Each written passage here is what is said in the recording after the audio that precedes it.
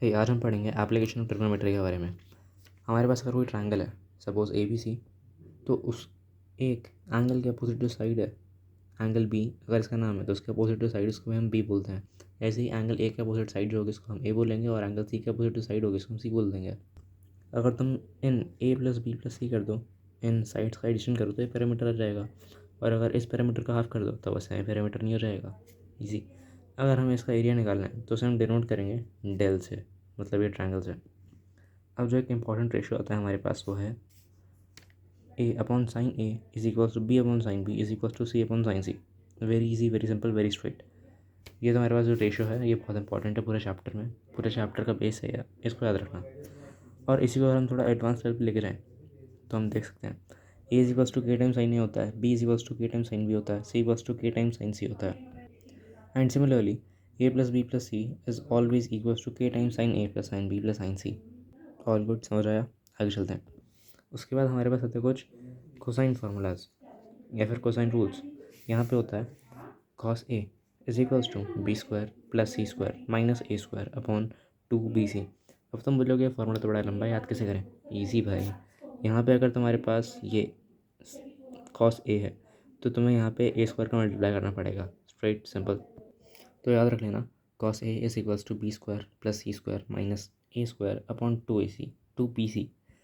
ऐसे ही cos B होगा तो यहाँ पे हम बी स्क्वायर का माइनस करेंगे तो ये फार्मूला बन जाएगा c square plus a square minus b square upon 2ca।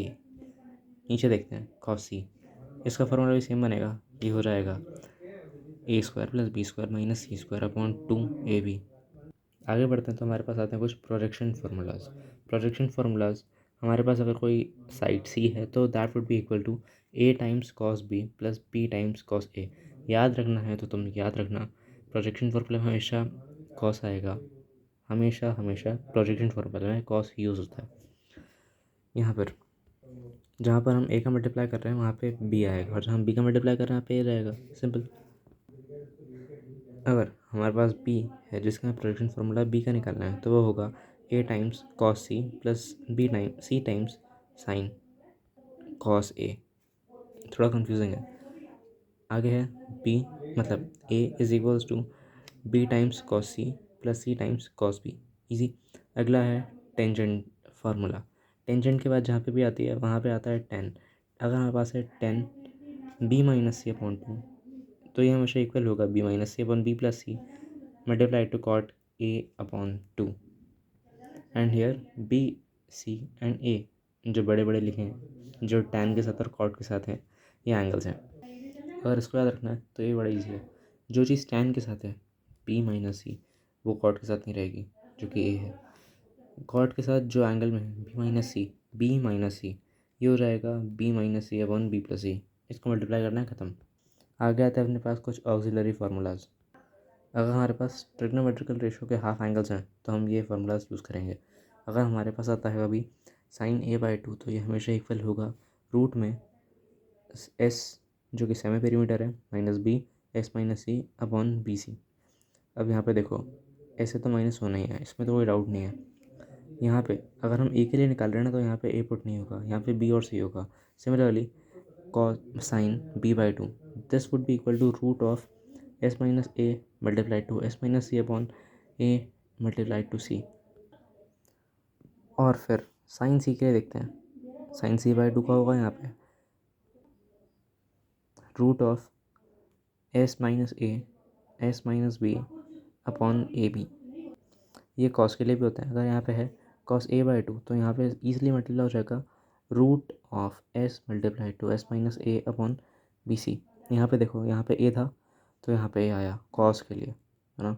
Cos के लिए ए था तो ए आया, नीचे बी सी, नीचे जो ऊपर है वो नीचे नहीं आएगा। ऐसे ही सिमिलर है कॉस b/2, ये इक्वल होगा root of S multiply to S minus B upon a c, और यहाँ कॉस c/2 होगा root of S minus c multiply to s upon A b. अब बात करते हैं एरिया ऑफ ट्रायंगल की, तो ये बहुत ईजी चीज़ है। अगर हमें निकालना है एरिया ऑफ ट्रायंगल तो हम करेंगे half times a b sine c plus half times b c sine a, जो कि इक्वल होगा half times c a sine b. And here c a are sides not the angles. यहाँ पे देखो triangle if half times b c sine a है तो ये होगा equal half time b c two sine a by two multiplied to cos a by two. और ये भी एक चीज़ के इक्वल होती है जो कि है b c multiplied to root s minus b s minus C upon p c multiplied to root s s multiplied by s a. मेरा मतलब root s multiplied s minus ए अपॉन बी सी। तुम देखोगे ये B C और ये B C root में है, ये रूट से बाहर आएंगे, कट जाएंगे। Therefore you will get the formula of area of triangle, that is s times s minus a, s minus b, s minus c and whole root of this all, and this is the thing which is known as Heron's formula। अगर हमें area of triangle निकालना है लेकिन हमारे पास सिर्फ एक side दे रखी है और हमारे पास साइन दे रखे हैं, साइन के एंगल्स दे रखे हैं अलग 3 साइड्स के, तो हम निकाल सकते हैं ईजिली। वो होगा half times b c minus sine a is equals to half times k sine b k sine c multiply to sine ए।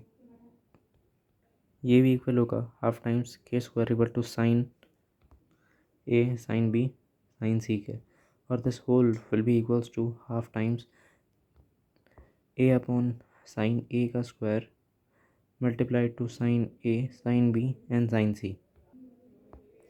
और अगर हमें अलग से एक और फॉर्मूला हमारे पास ट्रायंगल का एरिया निकालने के लिए, that is a square upon two multiply to sine a sine b sine c upon sine a is equals to B square by two sine a sine c upon sine b is equals to c square by two sine a sine b upon sine c. अगर हमें कोई पूछ ले circum radius तो उसका formula होता है half times hypotenuse.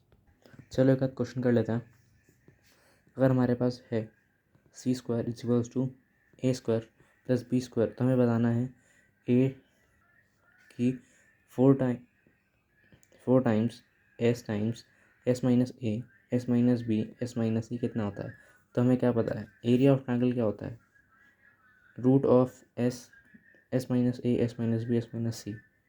तो हमने देखा कि अगर हम इसका रूट हटा दें तो यहाँ पर स्क्वायर लगा सकते हैं, वन स्क्वायर लगा सकते हैं। अब यही चीज़ का इन लोगों ने 4 मल्टीप्लाई कर रखा है, तो इस पूरे में 4 मल्टीप्लाई हो जाएगा, और अगर इस पूरे में 4 मल्टीप्लाई हो रहा है तो उसका मतलब ये केस में 4 मल्टीप्लाई हो रहा है। तो यहाँ मैंने लिख दिया 4 टाइम्स एरिया ऑफ ट्रायंगल का square. Now from the given question हमारे पास है c square is equals to a square plus b square. मैंने उसका यूज़ किया है नीचे, मैंने उसको डाला 1/2 a b is equals to half a square b square, और ये पूरा इक्वल होगा 4 multiply to 1/4 a square multiply to B square. ये मल्टीप्लाई था यहाँ पे। इसको हमने सॉल्व किया तो हमारे पास इजी आंसर आ गया, वो था a square multiply to B square is equals to 4 times area of triangle का square. That's all for today's video. Thanks for watching.